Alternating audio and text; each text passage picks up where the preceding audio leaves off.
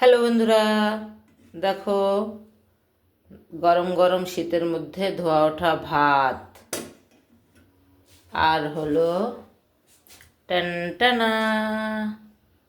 আহ তরকারির কালারটা দেখো।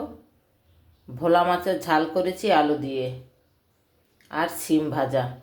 তো কেমন জমবে খাবারটা বলো তো।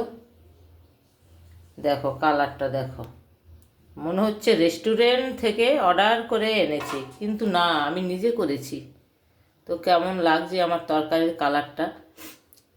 বেশি কিছু দেইনি, আদা আর জিরা বেটে, মানে আদা শুকনো লঙ্কা বেটে কষিয়ে আলু ভাজা করে ভোলা মাছ দিয়ে রান্না করেছি। নামানোর আগে একটু ভাজা জিরা বেটে আর ধনেপাতা দিয়ে নামিয়েছি। দুর্দান্ত রান্না। কেমন লাগলো কমেন্টে জানাবে। তো সবাই ভালো থাকো, টাটা।